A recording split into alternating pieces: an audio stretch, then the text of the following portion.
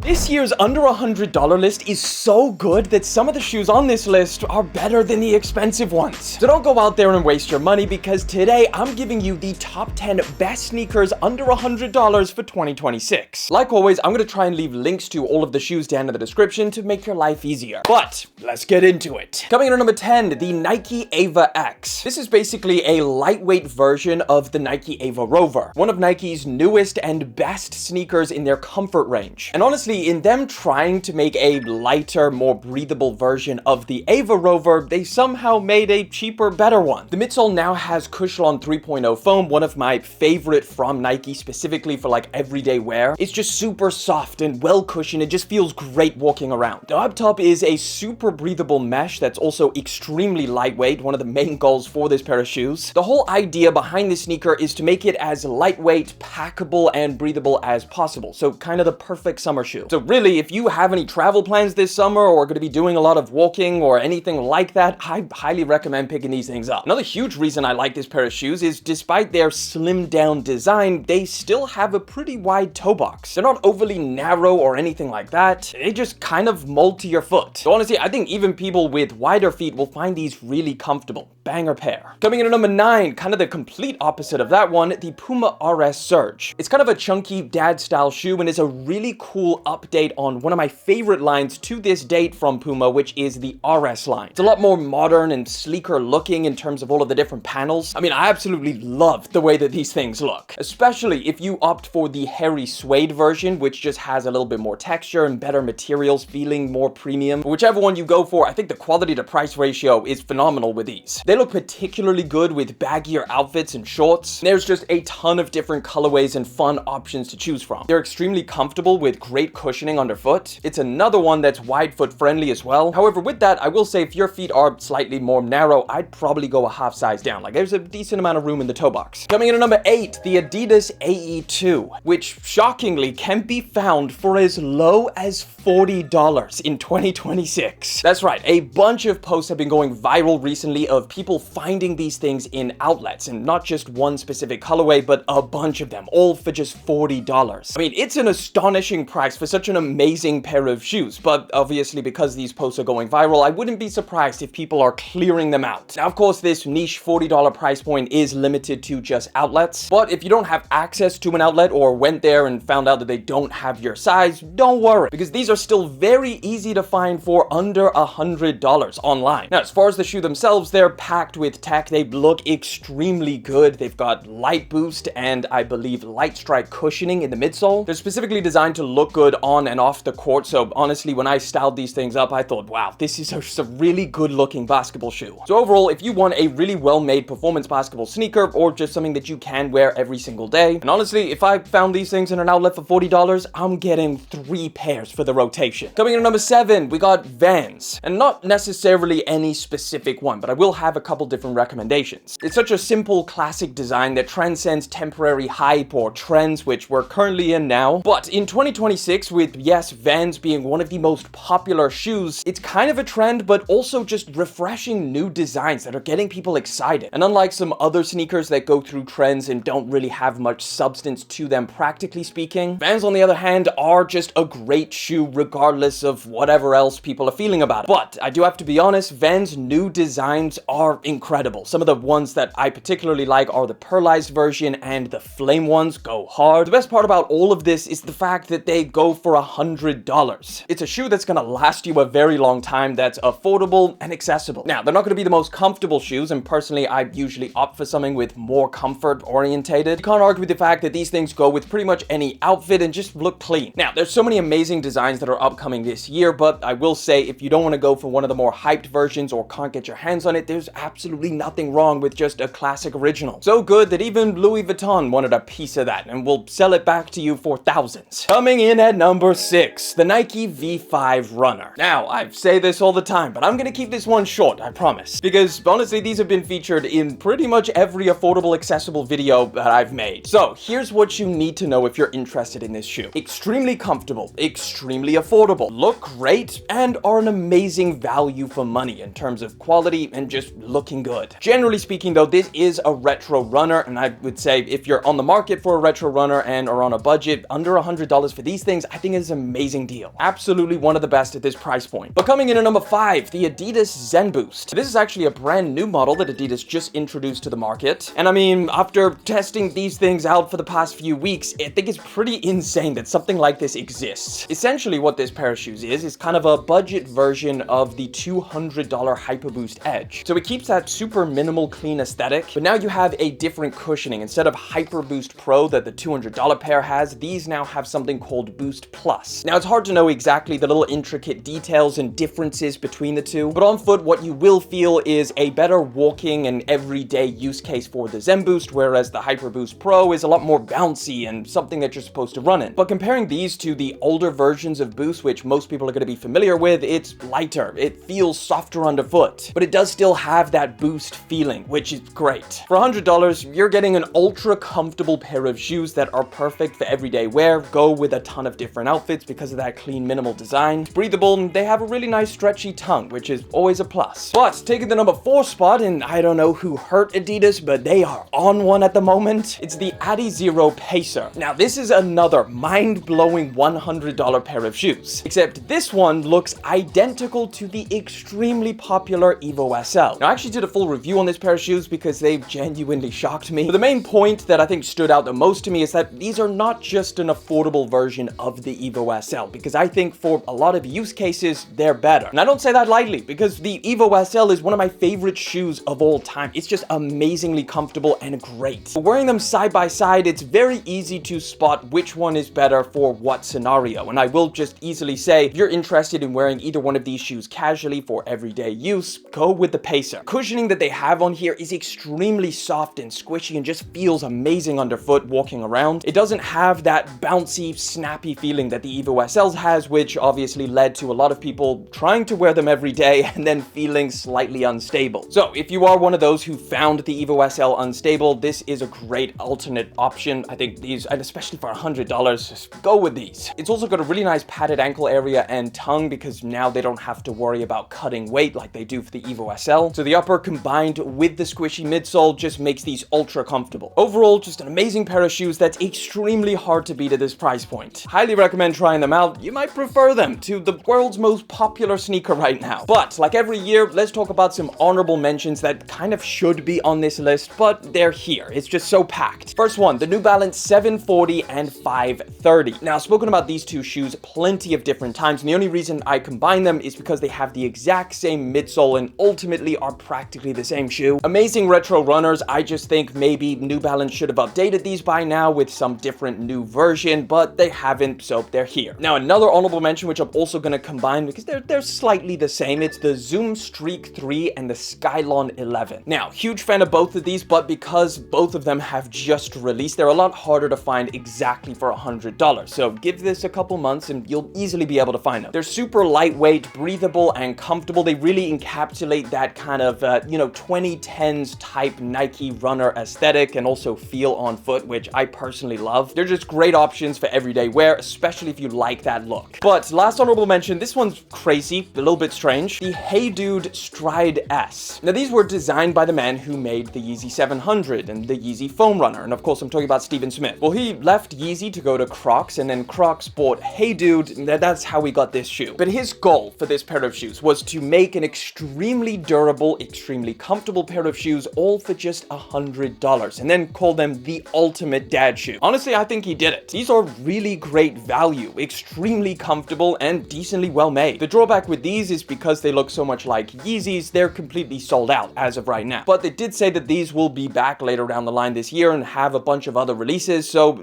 for when they do, $100, great pair of shoes. But it's time for the top 3, and kicking us off, the Asics Ventex. Ah, you thought I was going to say the 1130. No. Well, while that shoe is great, and I would kind of put them alongside the Ventex, almost everyone has a pair of the 1130s at this point, so if you want something a little bit different, but kind of the same, this is an amazing option. In fact, I would say the Ventex is quietly the better option. It's also $100, just like the 1130s, except with the Ventex, it's a little bit more trail inspired, so it has that extra ruggedness and durability while looking just as good, at least in my opinion. You've got a thicker outsole with better lugs, so they're gonna last a lot longer. You've got a very similar mesh and synthetic overlay setup as any other retro runner that Asics does. And the midsole itself, in terms of of cushioning has the same gel technology that ASICS uses in the 1130 and a bunch of other models. Now look, if you prefer the look of the 1130, sure, go for those. They're undeniable value. But if you want something a little bit different that packs incredible value, incredible comfort with extra durability, try the Ventex. I don't think you'll be disappointed. Coming in at number 2, a pair of shoes that shocked me, especially considering that it's a Nike, the Winflow 12. These are one of, if not the best value sneaker that Nike has on their website. Even though they belong to the Winflow line, which is Nike's long-standing line of budget runners, this 12th version feels completely different and also looks it. This new redesign makes them look incredible, especially in the right colorways. They've got a much larger stack of Skylon 3.0 foam, like I said, one of my favorite for everyday wear, and the fact that you can get these for $100 and they're also one of the most comfortable shoes that you can buy from Nike, it's pretty insane value. Hands down, one of the best shoes that you can pick up in this price range. It works great as an everyday sneaker, walking around, or of course actually running in it. Some daily runs, some easier runs, it can easily do that. Let's put it this way, I would take these over the Pegasus 42, especially for the price saving. The use case is somewhat similar, something that's super versatile and can be used for every day and also running. I also think they look a lot better, but hey, that's just me. But coming in at number 1, and I'm cheating a little bit here, but you'll thank me for that, it's the Adidas Hyperboost LT. This sneaker has no right being available at this price point. I recently reviewed the Hyperboost Euphoria caged version, or the one with the 3D printed side panels, and if you want to check out all of the details, feel free to watch that review, because this LT pair is identical in every single way except for those 3D printed side panels. Same design, same cushioning technology, same incredible comfort, but these ones are 110 and those 3D printed ones are 170. Now, why I'm cheating is because this pair of shoes hasn't fully released yet. There was one very small launch and obviously they flew and completely sold out. Now, even though it's going to have its full launch later down the line this month, I do also expect them to fly off of shelves as well. Ultimately, you're probably not going to find these under $100 for the next few months. Considering how hyped up this new Hyperboost cushioning is from Adidas, almost everything that's labeled with that will probably fly. But we're already seeing the Hyperboost Edge go on sale and discount, so I think it's extremely realistic that in a few months' time, you'll probably be able to find this LT version for under $100. And if you do, that is insane. You're getting a huge, thick stack of this Hyperboost cushioning that's Adidas's latest cushioning technology, an evolution of the classic boost that we all know. It is a slightly different compound to the Hyperboost Pro that's found in the performance running one, the Edge. This version is slightly softer and obviously more tuned for everyday lifestyle wear, which is exactly what this pair of shoes was designed for. Now, it's not to say that I don't think you can run in these, because I think you could. Like, they feel like they still got some get up and go. But the interesting thing is, despite having such a large stack of foam, they're still incredibly stable. The general shape of these things has been widened out, so they just feel great on foot. They're also slightly rounded at the back, specifically for that heel to toe transition, means walking around feels great. It looks incredible, and I honestly think it's going to be one of the most popular shoes once it fully releases and people go crazy for it. But out of all of the shoes that I spoke about in today's video, I'm very interested to find out which one you would actually wear. Drop it down in the comments, I'll have a little read through, and like always, I'm going to leave another video in the top left hand corner. Click on it to check it out. It's a banger.